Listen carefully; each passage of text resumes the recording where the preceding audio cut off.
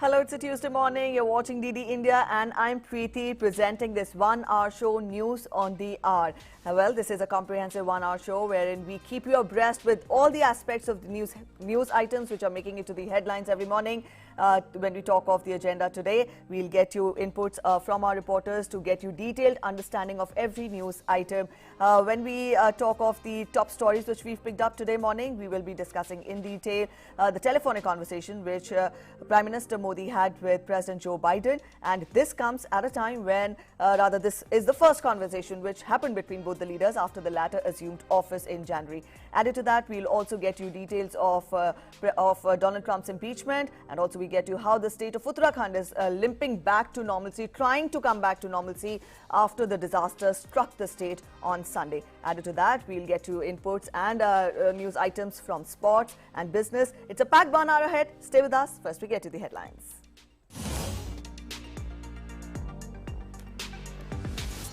Prime Minister Narendra Modi and US President Joe Biden discuss a range of bilateral and international issues over telephone. Relief and rescue operations on war footing in Uttarakhand to find 197 missing people. Death toll rises to 26. United Nations Human Rights Council to hold special session on Friday to discuss Myanmar crisis. US Senate Majority Leader Chuck Schumer lays out framework for trial on the eve of Trump impeachment. Each side to get 16 hours to present their arguments. In sports, in Australian Open, reigning champion Novak Djokovic and women's second seed Simona Halep enter the second round.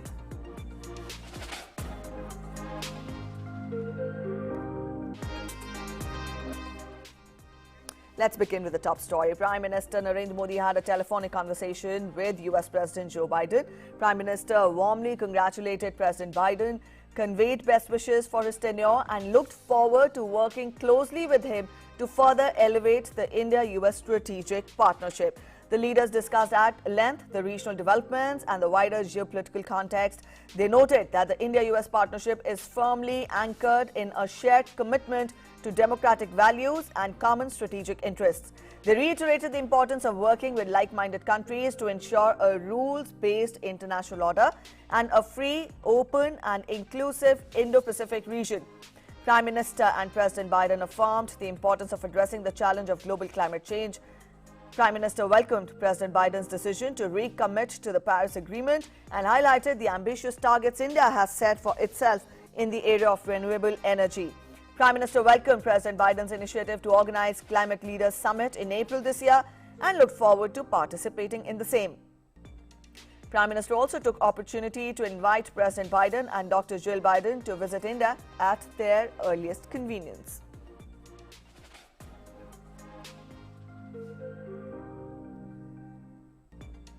Meanwhile, White House has also issued a statement on President Biden and Prime Minister Modi's telephonic phone call. It said that both the leaders have committed to work closely together to win the fight against COVID-19 pandemic, renew their partnership on climate change, rebuild the global economy in a way that benefits people of both the countries, and stand together against the scourge of global terrorism. The leaders agreed to continuing the close cooperation to promote a free and open Indo-Pacific, including support of freedom of navigation, territorial integrity and a stronger regional architecture through the Quad. The President underscored his desire to defend democratic institutions and the norms around the world and noted that a shared commitment to democratic values is the bedrock for the India-US relationship. They further resolved that the rule of law and democratic process must be upheld in Myanmar. The leaders agreed to stay in close touch on a range of global challenges and look forward to what the United States and India will achieve together for their people and for their nations.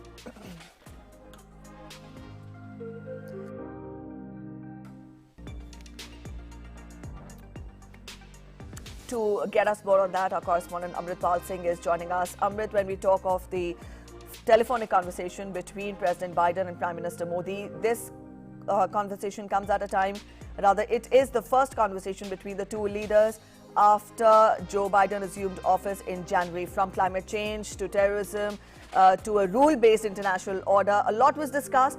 To begin with, I would want you to sum up and analyze for us the telephonic conversation between the two leaders. After Prime Minister had congratulated President Joe Biden and Kamala Harris on the election victory, this is the first telephone call that took place between President Biden and Prime Minister Modi. So in that sense, it's important. And also it's important from the point of view that what transpired in these talks today. Both sides spoke about strengthening regional security infrastructure, especially in the Indo-Pacific, though the communique from the Prime Minister's office says Indo-Pacific and beyond.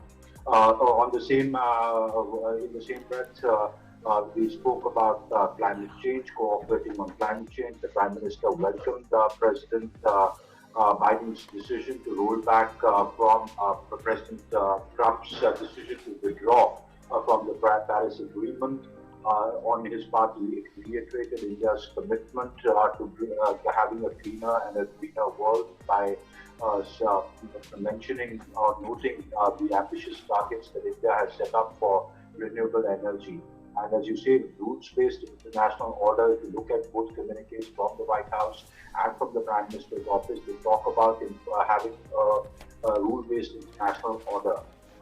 They spoke about terrorism, they spoke about cooperation in further areas, and further strengthening the strategic partnership.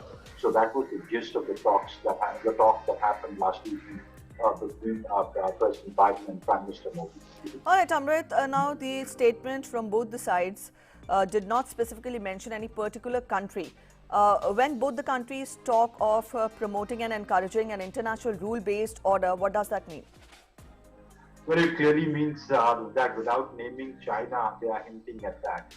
When the insistence on rule-based international order, and saying that our partnership is firmly anchored in a sheer commitment to democratic values and common strategic interests. It clearly is a signal to China. This is in line with what the US Secretary of State over the weekend spoke with his Chinese counterpart and conveyed that they will very strongly defend a rule-based order and work with like-minded countries. So clearly, in fact, the White House statement goes on to even say that a rule-based international order would be imposed in the Indo-Pacific through Quad. And as you know, China's Quad raises China's cycles all the time. So it's a clear reference to China that President Biden's administration that they would not want to tolerate any kind of belligerence or aggressiveness by China in either the Pacific, the Indo-Pacific, and it would want to cooperate with China on that. In fact, if you look at the statement, the part of the statement emanating from White House, and if I can quote, it says. It underscored the desire to defend democratic institutions and norms around the world, and with democratic values are the bedrock of the US-India relationship. So clearly, by stressing on democracy, by stressing on democratic order and international rule-based order, there's a clear reference to China, and the message is very clear. Also, it can be looked at in the context of that the US president picks up the phone call and speaks to Prime Minister Modi before he establishes any contact with President Xi. So, though the Secretary of State has spoken to the Foreign Minister of China over the weekend, but not at the highest level. So, clearly, the observers are reading it as a straight message to China. All right, President Biden's decision to recommit to Paris Agreement has also been welcomed, and both the leaders have talked ahead of joining hands together to fight the menace of climate change. What scope does the relationship provide for both the countries to come together in the fight against climate change? When it comes to climate change, India has been a crusader, be it from the international, moving the international solar, being the key mover in the International Solar Alliance, committing to renewable energy targets, and by noting that, by underscoring that in your talk yesterday, and welcoming President Biden's decision to roll back the withdrawal from the Paris Agreement, India has very clearly communicated to the US that that is the way forward. It deals with international institutions and countries, important countries who are important players like the United States and India, to come together into a shared future that we have, that we need to undertake shared responsibility. So I think when they refer to the strategic partnership, it is not just Indo-Pacific and the defense cooperation, but it is even beyond that. It includes climate change, which is a fact which is steering the whole world today. And India very appreciatively looks at it in a very appreciative manner, that how President Biden's administration wants to get back to the Paris Agreement. All right. When we're talking of this telephonic conversation, Amrit, both the leaders talked of how the relationship should be strengthened in the future to benefit the people of both the countries. So can we say that this phone call has set forward the positivity, the optimism, or for that matter, the tone and tenor of the relationship ahead?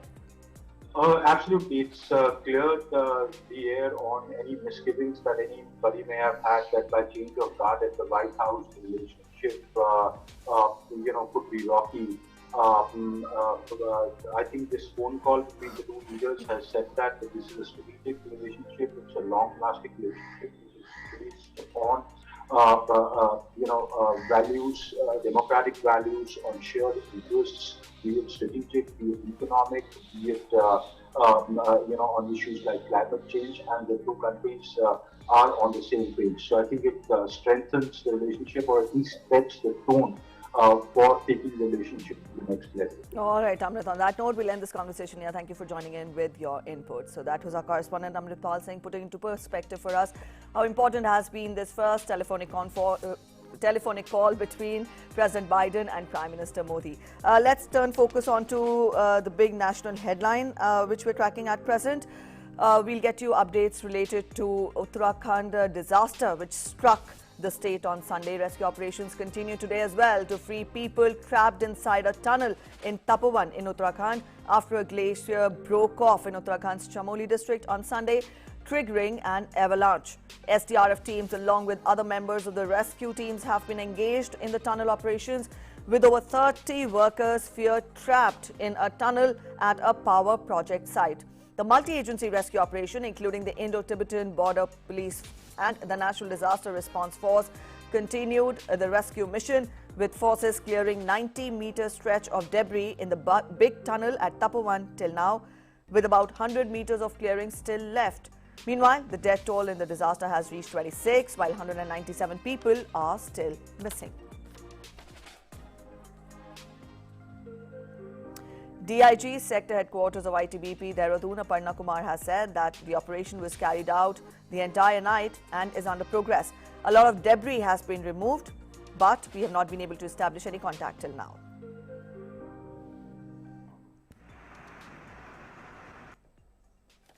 कल रात भर वहाँ पे जो teams है ITBP की, NDRF, SDRF और army का पूरा रात भर लगे हुए थे, और JCB जो 2 लगे थे वो पूरा रात भर मलबा निकाल रही है, क्योंकि नीचे स्लोप है, ढलान है, तो जैसे जैसे निकाल रहे हैं दूसरे अंदर से काफ़ी मलबा बाहर निकल रही है, तो पूरी कोशिश कर रहे हैं। स्लो प्रोग्रेस है, पर हमें उम्मीद है कि धीरे धीरे हम ज़्यादा से ज़्यादा मलबा निकाल पाएंगे।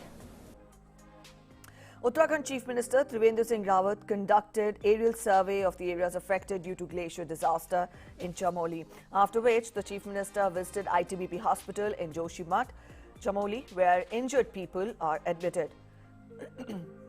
In a statement, the Chief Minister said that we are working towards a new alarm system for future courses.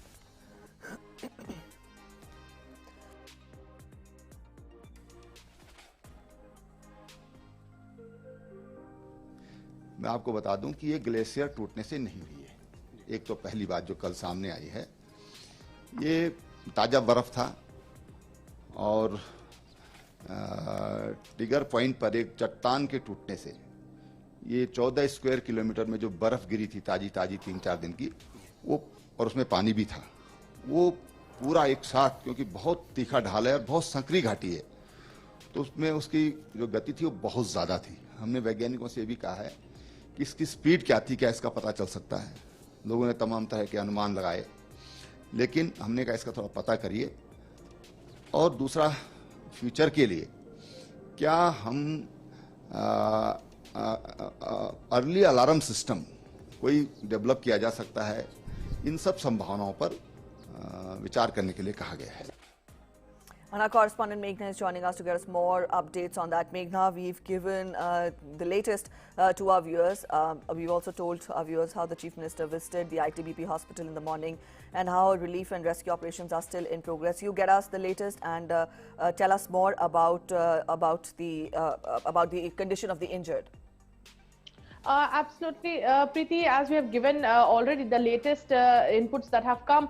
Very important is we are waiting for the bulletin, the bulletin that comes to actually, count the number of people who are missing and number of people, the bodies which have been recovered. So the latest obviously was the last update yesterday night which had come. So that is the latest, but we are still waiting for another update. Also, Union Home Minister Amit Shah is expected to, give a statement on the same today in the Rajya Sabha. It's also important to actually see that the entire rescue operation is, continuously going on. And when you ask me about the situation of the injured, it had been already said at the ITBP hospital that all the injured are in stable condition. And now also the rescue operation is underway. Obviously, the very big challenging task ahead is obviously the debris, the rubble from removing it from the tunnel. But the ITBP, the NDR,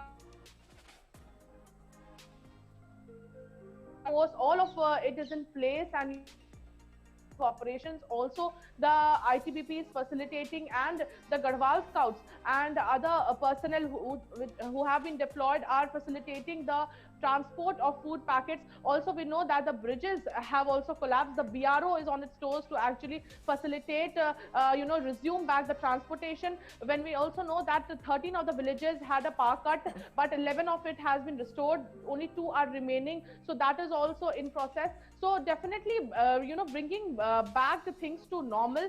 The process is underway, and the process is going on quite fast. Also, it is important to see that after, there are sniffer dogs, engineering task forces, and all of those, resources that have been deployed on the incident place on ground, and how much more time still, because it is now almost 48 hours since the incident has happened, and a lot of work has already been done, but still a lot more is required to do to find out the number of missing people. Number of bodies were also recovered downstream, so that obviously means that number of bodies were also washed away due to the force of the debris that was coming, or the water that was coming. So definitely it is a task for the forces, the task for the multi-agencies that are working. Also, the multi-agencies are working in close coordination. A control room has been indeed it is so that all the resources can be used properly. Herculean task up the sleeves of the rescue agencies, Meghna. But I would want you to talk more about, people. There are comparisons being made between this disaster and the disaster which struck the state in 2013, though they were the flash floods. But has the administration there gauged, or for that matter, evaluated the severity of the damages which have been meted out to the state this time around? Absolutely, the work is underway. The DRDO has already, done a kind of a mapping and, assessed the situation. Also, we need to know, because earlier it was said that it's because of a glacier. Now the reports are out as if there was a fresh ice that was there, and a rock had snapped, and it is just because it's a very narrow valley. So, the speed is being evaluated. A number of things, the scientists are on it, the DRDO is also on it, and the main cause, the root cause is also being evaluated. Besides that, the destruction, the force with which this has struck, and all of this is being evaluated. There is a lot of when the ITBP personnel have been removing the debris and slush out of the tunnel. They've also said the slush and the material and all of that also get evaluated. When there is evaluation, all the departments come in close coordination and evaluate the cause and all the material that has been recovered from there. So that evaluation will definitely be taking time, because the focus currently is on the rescue and relief operations, but that evaluation is simultaneously going on, and we expect that a clear report would be out anywhere, anytime today or tomorrow, because the evaluation is processed. At least we can get a clarity on how big a disaster it was, and the intensity of it, or did we actually escape a bigger disaster, or it was just awaiting to happen. All right, Meghna, we'll leave it at that. Thank you so much for joining us with those inputs. And turning focus onto the COVID situation across the country now, we'll get you a quick update on that as well. When we talk of the recoveries, 14,016 recoveries were recorded yesterday, taking the cumulative total of recovered patients to 1,548,521, and with this, the recovery rate currently stands at 97.25%. India's three-pronged strategy of test, trace and treat is proving to be a success. The fatality rate has dropped to 1.43%, with 1,55,158 deaths recorded so far. The number of active COVID-19 cases in India stands at 1,43,625, which is 1.32% of the total cases reported so far.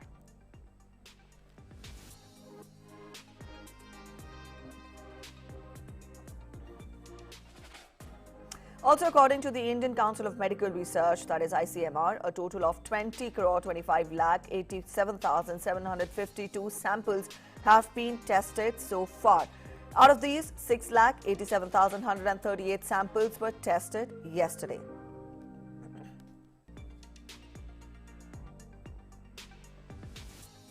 And India has also scaled another global peak in its fight against COVID-19. India has become the fastest country to vaccinate 6 million beneficiaries countrywide. Now, this feat was achieved in just 24 days. US took 26 days to reach this mark, whereas the United Kingdom achieved this in 46 days. The nationwide COVID vaccination program was launched by Prime Minister on 16th of January. The vaccination for the frontline workers commenced from 2nd of Feb. 60,35,660 beneficiaries were vaccinated through 1,24,744 sessions.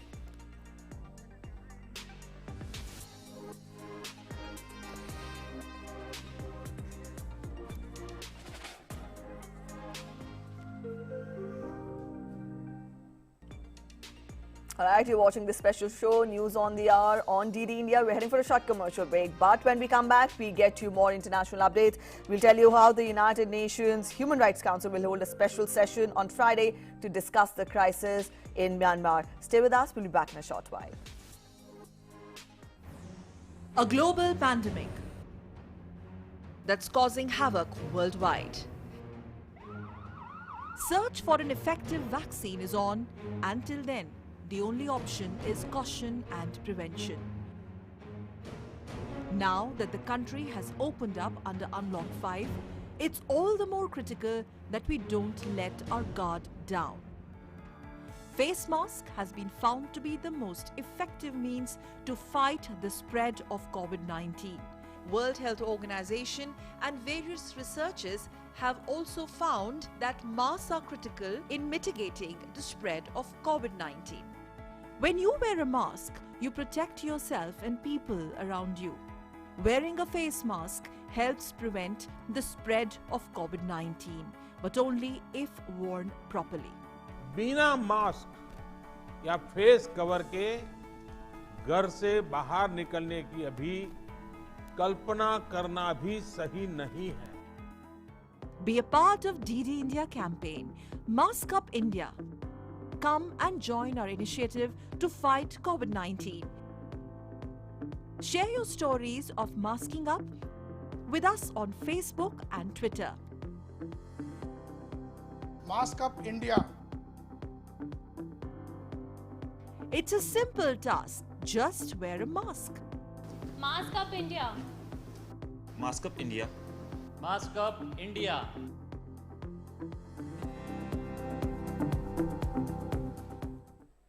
Welcome back after the break. You're watching this special show, News on the Hour on TD India. Let's get to more international updates. The United Nations Human Rights Council will hold a special session on Friday to discuss the crisis in Myanmar after its elected civilian government was taken over by the military. Britain and the European Union have requested that the UNHRC hold a special session in response to the ongoing political crisis in Myanmar. They have said that the illegal detentions have grave implications for human rights in the country. The United States, which announced yesterday that it was returning to the forum it exited in June 2018, was among 28 observer states listed as supporting the move. A draft resolution is likely to be presented for adoption at the session. Myanmar is under the control of military and a state of emergency for a year now. State Councillor Aung San Suu Kyi, President Win Myint and other members of the parliament were detained, and Army's Commander-in-Chief Min Aung Hlaing has taken charge of the country.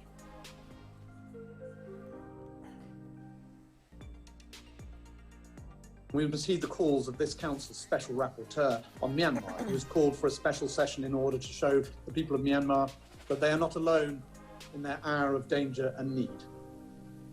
And above all, we must respond urgently to the plight of the people of Myanmar and the rapidly deteriorating human rights situation there. U.S. State Department spokesman Ned Price has said that the United States stands with the people of Myanmar and supports their right to assemble peacefully amidst mass demonstrations against a military coup in the country. He further said that U.S. is concerned about an order by Myanmar's military rulers restricting public gatherings and was moving quickly to form its response to the military takeover. Fair to say that we stand with the duly elected representatives of the people of Burma in their efforts to speak for the people of the country. We join them in demanding the immediate and full restoration of the democratically elected government.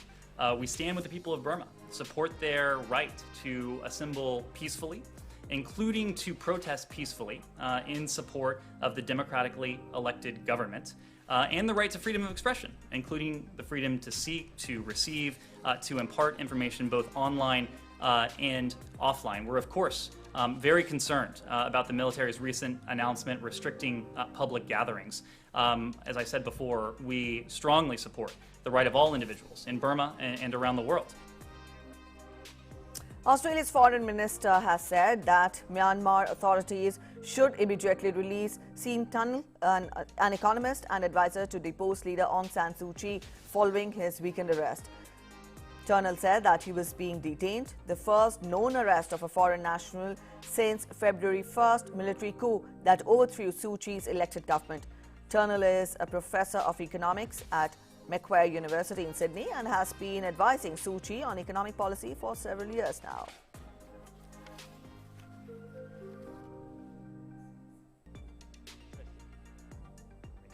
We have called for the immediate release of Australian citizen Professor Sean Turnell from detention in Myanmar. Our embassy has been providing Professor Turnell with extensive support during this ordeal. He is a highly regarded advisor, a highly regarded member of the academic community in Australia. I met with him myself when I was last in Myanmar about 2 years ago, and we certainly believe that he should be immediately released. Pope Francis has also intervened and urged Myanmar military to release the detained leaders. Pope Francis called for country's political leaders to be promptly released. He made the request in a speech to ambassadors to the Holy See. Now, this is the second time the Pope has intervened and spoken about the matter of Myanmar's military coup in the last 2 days. Before this, on Sunday, he had used the recital of Angelus prayer to express solidarity with the people of Myanmar.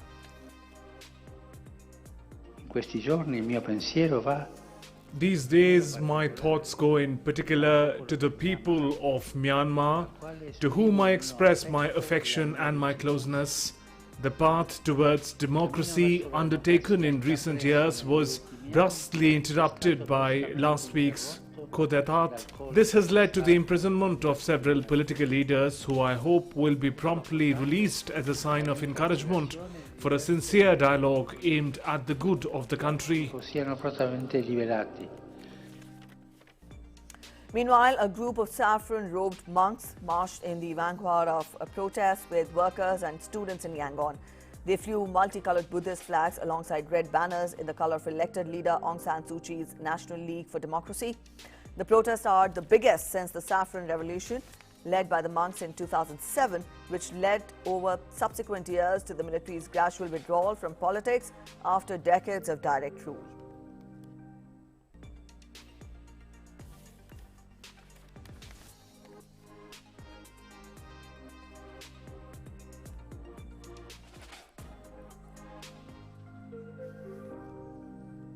Locals have been continuously taking to streets to raise their voices against the illegal political detentions. Though the military rulers on Sunday lifted the internet ban, but they remain unwilling to loosen their grip on power. All this despite people at home and different governments abroad, including India, urging them to restore democracy in the country. These are the visuals of biggest protests in Myanmar since 2007. Tens of thousands of people are rallying across Myanmar to denounce last week's coup. They demand immediate release of elected leader Aung San Suu Kyi. Crowds in the biggest city, Yangon, spotted red shirts, red flags and red balloons, the color of Suu Kyi's National League for Democracy party. The protest took place despite an internet blackout and restrictions on the phone lines.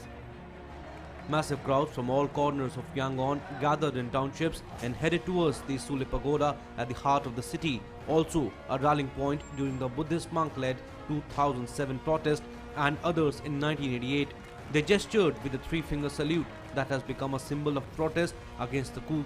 Drivers honked their horns and passengers held up photos of Nobel Peace Prize laureate Suu Kyi. Such protests were witnessed once in 2007 during Saffron Revolution that helped lead to democratic reforms. On Sunday afternoon, the junta ended a day-long blockade of the internet that had further inflamed anger since the coup on February 1st that has halted the Southeast Asian nation's troubled transition to democracy and drawn international outrage. The detentions came after days of escalating tension between the civilian government and the military in the aftermath of the election. Suu Kyi's party won 83% of the vote in only the second election since a military junta agreed to share power in 2011, though the Election Commission has said that there was no evidence to support these claims. The generals made their move hours before Parliament had been due to sit for the first time since the NLD's landslide win in a November 8 general election viewed as a referendum on Suu Kyi's fledgling democratic rule. Power has been handed over to Commander-in-Chief Min Aung Hlaing. He has long wielded significant political influence, successfully maintaining the power of the Tatmadaw, Myanmar's military, even as country transitioned towards democracy. He has received international condemnation and sanctions for his alleged role in military's attacks on ethnic minorities. Myanmar police have filed charges against ousted leader Aung San Suu Kyi for illegally importing communications equipment, and she will be detained until February 15th for investigations. Will the political crisis in Myanmar end anytime soon or not remains to be seen? Bureau Report, DD India. Let's turn focus on to the United States now. Donald Trump's trial in the Senate will begin today at around 11:30 p.m. Indian Standard Time after he was impeached for the second time by the House of Representatives last month. The House voted in January to impeach Trump for incitement of insurrection, accusing the president of inciting a mob of his supporters to amass at the Capitol on January 6th. The mob subsequently breached the building, forcing lawmakers to evacuate and leaving 5 people dead in the riot and its aftermath. Now, according to the trial framework, the Senate will debate and vote on whether the trial is constitutional or not. Opening arguments will begin with House impeachment managers and Trump's legal team given 16 hours each over a period of 4 days to present their cases. Conviction requires a 2/3 majority, meaning 17 Republicans who need to join the Senate's 50 Democrats in the vote. Besides, on preliminary votes and public comments, there appears to be little chance of that occurring.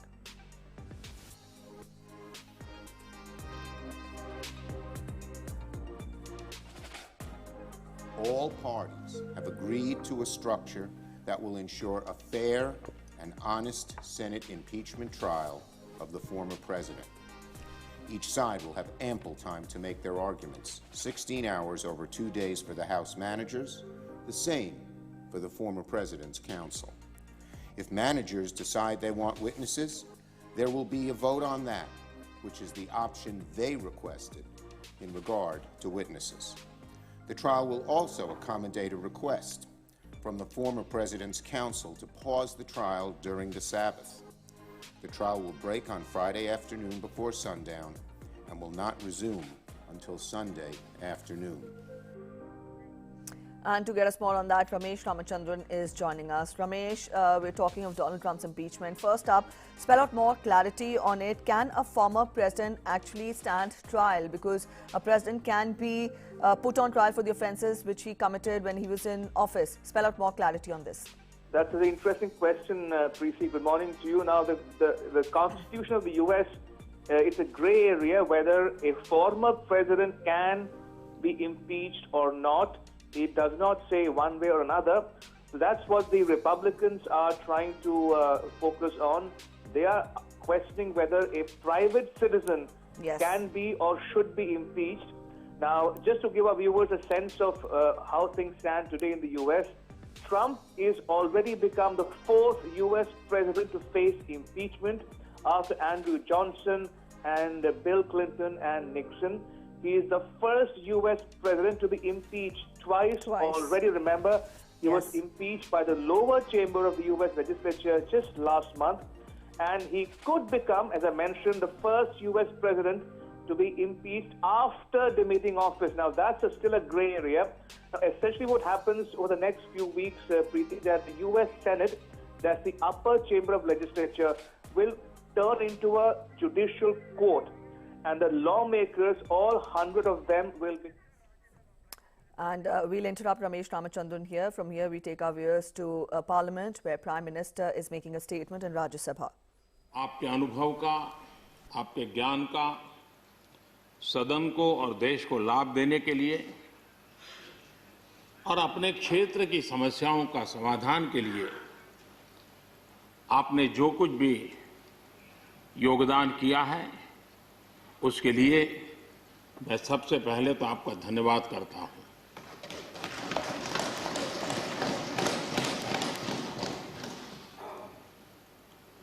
Mir Mohammad जी और नजीर अहमद जी, ये दोनों ऐसे साथी, सदन में शायद उनकी तरफ बहुत कम लोगों का ध्यान गया होगा, लेकिन कोई भी सत्र ऐसा नहीं होगा कि जिनके साथ मुझे मेरी चैम्बर में बैठ करके अलग अलग विषयों पर सुनने का, समझने का मौका न मिला। इवन कश्मीर की भी बारीकियां जब उनके साथ बैठता था, कभी कभी तो वो परिवार के साथ भी आते थे, इतने अनेक पहलू मेरे सामने रखते थे, वो मेरे लिए भी बड़ा एनलाइटनिंग रहता था। तो मैं हमारे इन दोनों साथियों का, जो मेरे साथ व्यक्तिगत रूप से नाता रहा और जो जानकारियां मुझे वो मिलती थी, मैं उसके लिए उनका हृदय से आभार भी व्यक्त करता हूं। और मुझे विश्वास है कि उनका कमिटमेंट और उनकी क्षमता, ये दोनों देश के लिए और विशेष करके जम्मू कश्मीर के लिए काम आएगी। देश की एकता, देश के सुख शांति वैभव को बढ़ाने में काम आएगी, जब मुझे पूरा विश्वास है। हमारे एक साथी शमशेर सिंह जी, अब तो याद भी नहीं रहा कितने सालों से मैं उनके साथ काम करता रहा हूं, क्योंकि मैं संगठन की दुनिया में का इंसान रहा, इसी क्षेत्र में मैं काम करता था। कई वर्षों तक जम्मू कश्मीर में भी काम करने का मौका मिला। तो मेरे साथी कार्यकर्ता के रूप में कभी एक स्कूटर पर ट्रैवल करने का मौका मिलता था। बहुत छोटी आयु में जो इमरजेंसी में जेल में गए, उसमें शमशेर सिंह जी थे। और इस सदन में शमशेर सिंह जी की उपस्थिति 96% है। ये अपने आप में, यानी जो दायित्व जनता ने उनको दिया, उसको बिल्कुल 100% निभाने का प्रयास। मृदुभाषी हैं, सरल है, और मुझे विश्वास है कि जम्मू कश्मीर से रिटायर होने वाले 4 आदरणीय सदस्यों के लिए उनके जीवन का यह कार्यकाल सबसे उत्तम कार्यकाल है। क्योंकि इतिहास ने एक नई करवट बदली है और जिसके वो साक्षी बने हैं, सहयात्री बने हैं, ये उनके जीवन की बहुत बड़ी घटना है। श्रीमान गुलाम नबी जी, मुझे चिंता इस बात की है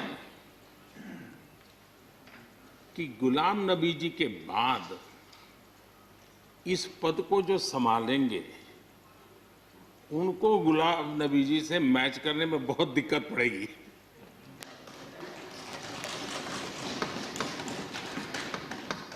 क्योंकि गुलाम नबी जी अपने दल की चिंता करते थे, लेकिन देश की और सदन की भी उतनी ही चिंता करते थे। ये छोटी बात नहीं है जी, ये बहुत बड़ी बात है जी। वरना अपोजिशन के लीडर के रूप में अपना दबदबा पैदा करना, ये सब मोह किसी को भी हो सकता है, लेकिन उन्होंने सदन से, मैं शरद पवार जी को भी इसी कैटेगरी में रखता हूं, वे सदन की और देश की चिंता को प्रायोरिटी देने वाले नेताओं में से रहे। गुलाम नबी जी ने बखूबी इस काम को निभाया है। मुझे याद है इस कोरोना काल में मैं एक फ्लोर लीडर्स की मीटिंग कर रहा था, तो उसी दिन गुलाम नबी जी का फोन आया। तो मोदी जी, ये तो ठीक है आप करते हैं, लेकिन आप एक काम कीजिए, सभी पार्टी लीडर्स की मीटिंग जरूर बुलाइए। मुझे अच्छा लगा कि उन्होंने पार्टी लीडर्स के साथ, सभी पार्टी अध्यक्षों के साथ बैठने का मुझे सुझाव दिया और मैंने उस मीटिंग को किया भी। वो गुलाम नबी जी के सुझाव पर किया था और मुझे कहने में, यानी इस प्रकार का संपर्क, और उसका मूल कारण है कि उनको दोनों तरफ का अनुभव रहा है, सत्ता दल का भी और विपक्ष का। 28 साल कार्यकाल, ये अपने आप में बहुत बड़ी बात होती है जी। बहुत साल पहले की बात है, शायद अटल जी की सरकार होगी, मुझे याद नहीं रहा। मैं यहाँ सदन में किसी काम से आया था, मैं तो तब राजनीति में नहीं था, ये इलेक्टोरल पॉलिटिक्स में नहीं था, मैं संगठन का काम करता था। तो मैं और गुलाम नबी जी ऐसे ही लॉबी में गप्पे मार रहे थे। अब जैसा पत्रकारों का स्वभाव रहता है, बराबर नजर लगाए बैठे थे कि ये दोनों का मेल कैसे हो सकता है। हम हंसी खुशी से बातें कर रहे थे, तो हम जैसे ही निकले तो पत्रकारों ने घेर लिया। गुलाम नबी जी ने बहुत बढ़िया जवाब दिया था, वो जवाब हम लोगों के लिए बहुत काम आने वाला है। उन्होंने कहा, भाई देखिए, आप लोग हमको अखबारों में या टीवी माध्यमों में या पब्लिक मीटिंग में लड़ते झगड़ के देखते हो, लेकिन सचमुच में इस छत के नीचे हम जैसे एक परिवार का वातावरण कहीं नहीं होता है। इतनी हमारी आत्महत्या होती है, इतने सुख दुख होते हैं। ये जो स्पिरिट है, वो स्पिरिट अपने आप में बहुत बड़ी बात होती है। गुलाम नबी जी का एक शौक शायद बहुत कम लोगों को पता होगा, और कभी उनके साथ बैठोगे तो बताएंगे। हम सरकारी बंगलों में रहते हैं, तो बंगले की दीवारें, अपना सोफा सेट, उसी के आसपास हमारा दिमाग रहता है। लेकिन गुलाम नबी जी ने उस बंगले में जो बगीचा बनाया है, यानी एक प्रकार से कश्मीर की घाटी की याद दिला दे, ऐसा बगीचा बनाया है। और इसका उनको गर्व भी है, वो समय देते हैं, नई नई चीजें जोड़ते हैं, और हर बार जब कंपटीशन होती है तो उनका बगलो नंबर 1 ले आता है। यानी अपने सरकारी जगह को भी कितने प्यार से संभालना, यानी बिल्कुल मन से उन्होंने इसको संभाला है। जब आप मुख्यमंत्री थे, मैं भी एक राज्य का मुख्यमंत्री के नाते काम करता था, हमारी बहुत गहरी निकटता रही उस कार्यकाल में। शायद ही कोई ऐसी घटना मिल सकती है कि जबकि हम दोनों के बीच में कोई संपर्क सेतु ना रहा हो। एक बार गुजरात के यात्री, क्योंकि जम्मू कश्मीर में जाने वाले टूरिस्ट में गुजरात बहुत बड़ा नंबर रहता है, और टेररिस्टों ने पर हमला कर दिया, करीब 8 लोग शायद मारे गए। सबसे पहले गुलाम नबी जी का मुझे फोन आया।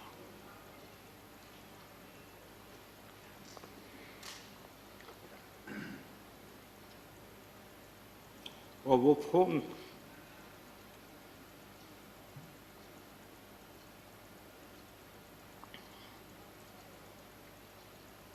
सिर्फ सूचना देने का नहीं था,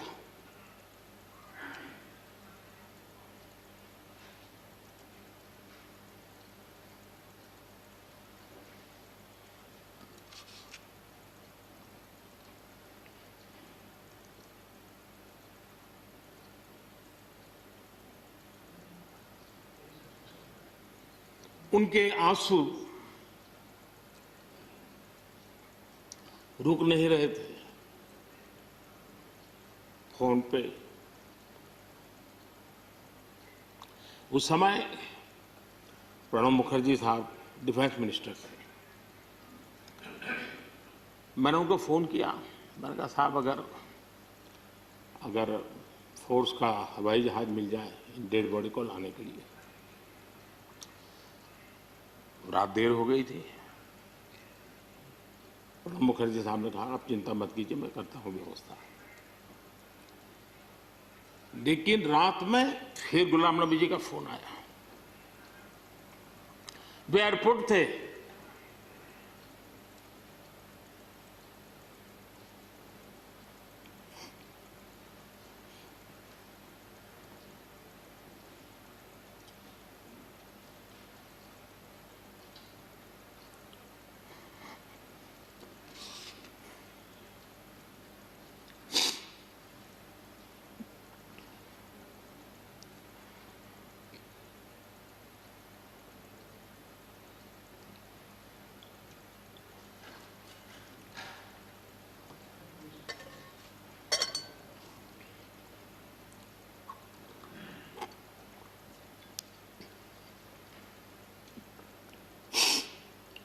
सॉरी, उस रात को एयरपोर्ट से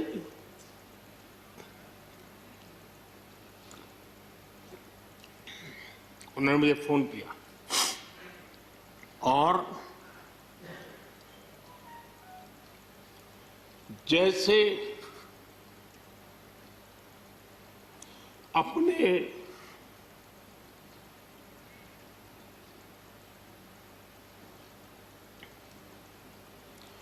परिवार के सदस्य की चिंता करें,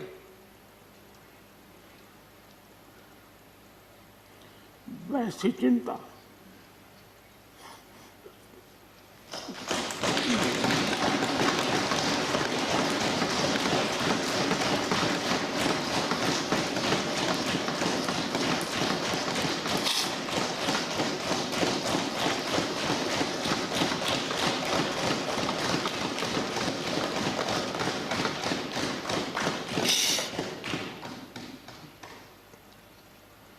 पद, सत्ता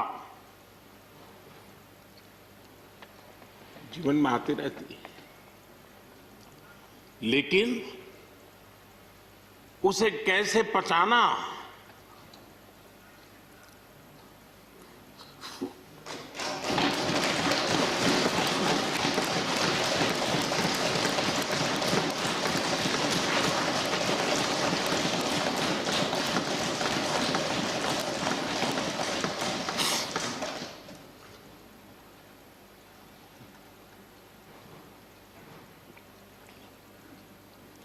मेरे लिए बड़ा भावुक पल था।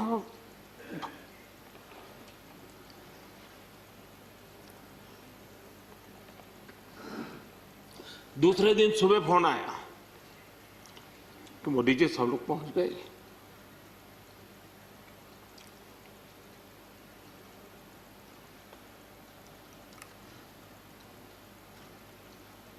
इसलिए एक मित्र के रूप में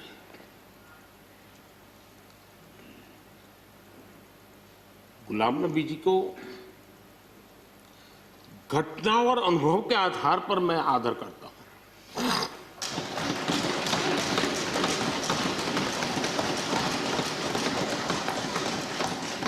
और मुझे पूरा विश्वास है कि उनकी सौम्यता, उनकी नम्रता, इस देश के लिए कुछ कर गुजरने की उनकी कामना वो कभी उनको चैन से बैठने नहीं देगी। और मुझे विश्वास है कि जो भी दायित्व जहां भी वो संभालेंगे वे जरूर वैल्यू एडिशन करेंगे, कंट्रीब्यूशन करेंगे और देश उनसे लाभान्वित होगा। ये सब मेरा पक्का विश्वास है। मैं फिर एक बार उनकी सेवाओं के लिए आदरपूर्वक धन्यवाद करता हूं और व्यक्तिगत रूप से भी मेरा उनसे आग्रह रहेगा कि मन से मत मानो कि अब आप इस सदन में नहीं हो। आप के लिए मेरे द्वार हमेशा खुले, इन चार माननीय सदस्यों के लिए खुले हैं। आपके विचार, आपके सुझाव, क्योंकि देश में सब बहुत जरूरी होता है। ये अनुभव बहुत काम आता है, मुझे मिलता रहेगा, ये अपेक्षा मैं रखता ही रहूंगा। आपको मैं निवृत्त होने नहीं दूंगा। फिर एक बार बहुत शुभकामनाएं, धन्यवाद।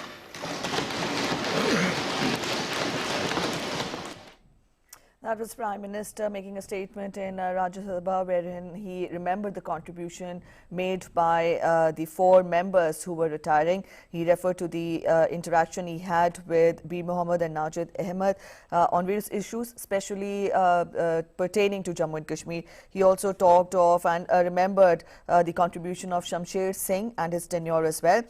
He had special mention for Ghulam Nabi Azad, and he remembered his role as the leader of opposition.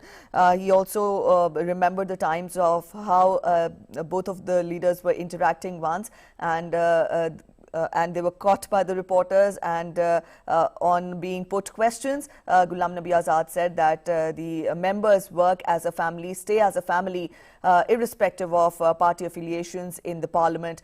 This was said by the Prime Minister. The Prime Minister also turned emotional when he remembered the phone call which happened between both the leaders during an unwarranted situation, and he talked of the personality and he talked of the aura of Ghulam Nabi Azad. So that was the statement, that was what was said by Prime Minister in Rajya Sabha. And up next, we will continue with News on the Hour. We'll take you through all the ups and downs concerned with COVID-19 pandemic around the globe. Globally, over 10 crore 69 lakh people worldwide have contracted COVID-19 virus, while 7 crore 88 lakh recoveries have been recorded so far.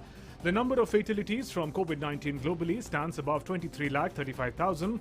The US continues to remain the worst affected country from the disease, recording over 2 crore 77 lakh cases, over 4 lakh 76,000 casualties. Brazil trails behind the US in terms of the death toll. US President Joe Biden and Vice President Kamala Harris took a virtual tour of Arizona's only 24/7 vaccination site at State Farm Stadium. Biden and Harris toured the command tent, vaccination pod and other areas of the site. The stadium has been running non-stop since January 12th and has administered over 1 lakh doses of Pfizer COVID-19 vaccine. While reviewing the vaccination site, Biden stressed that COVID-19 makes no discrimination on any basis. There's no such thing as a red state or a blue state when it comes to COVID. There's no such thing as Democrat or Republican when it comes to COVID. When we stand united, there's not a damn thing we've been unable to do, and you're the perfect example of that. So thanks again. Stay safe. On to Europe. In Spain, coronavirus cases are on a downward trend, but pressure on hospital ICUs remain high. Third wave of COVID infections has been slowing down in Spain. However, officials say the arrival of the new strains could drive a resurgence. Amid uncertainty around efficacy of AstraZeneca vaccines, French hospital workers near Paris get their first AstraZeneca COVID-19 jabs. Health Minister Olivier Véran said he continues to support AstraZeneca vaccine, asserting it provided sufficient protection against nearly all variants of the virus. South Africa will start its immunization campaign with Johnson & Johnson's COVID-19 vaccine after data showed AstraZeneca's shot offered minimal protection against mild to moderate illness from the dominant local virus variant. However, an advisor to the government said AstraZeneca would in future be rolled out in a stepped manner to assess its ability to prevent severe illness. Refuting misconceptions around AstraZeneca vaccine, British Prime Minister Boris Johnson said he was confident that both AstraZeneca and Pfizer COVID-19 vaccines help prevent death and grave illness, and that the medicine was slowly gaining the upper hand over the virus. We think that all the vaccines that we're using, both the vaccines that we're currently using, are effective in, as I say, in stopping serious disease and death. We also think, in particular in the case of the Oxford AstraZeneca vaccine, that there's good evidence that it is stopping transmission as well. I think 67% reduction in transmission. With majority of governments relaxing COVID restrictions, bar owners in Turkish capital Ankara opened their places yesterday for the first time in 11 months, but not for business, but a plea to government to consider the losses being incurred in the business. Turkey's large hospitality and many other sectors are struggling with double-digit inflation and raising fears of a winter recession due to COVID-induced curfews and shorter business hours. And up next, we get you sports updates. We get you the updates on the test match between India and England at Chennai, chasing 420-run target set by England for victory in the Chennai test. India resumed batting with 39 runs for the loss of 1 wicket. India is losing back-to-back wickets on the final day, and a bitter defeat is staring at the hosts unless the middle order and tail-end batsmen put up a tough fight. India lost Shubman Gill just after completing his half-century, while Ajinkya Rahane returned to the pavilion without opening his account. Cheteshwar Pujara was out after adding 15 runs to the scoreboard. When the latest update came, Captain Virat Kohli and Rishabh Pant are at the crease, with India struggling with a score of 110 runs at the loss of 4 wickets.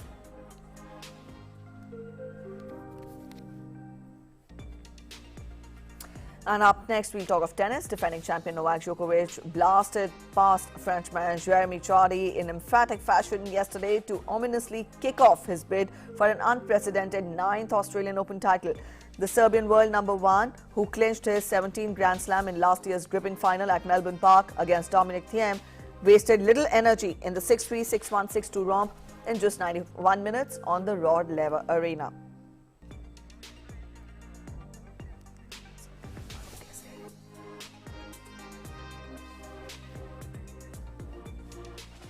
In women's singles, Simona Halep started her bid for a first Australian Open title with an easy victory over local wildcard Lizette Cabrera. Also, world number 2, the number 2 seed required strapping and was hampered by a lower back injury in the warm-up Gippsland Trophy, but moved with ease in the 6-2, 6-1 romp in 59 minutes on Rod Laver Arena.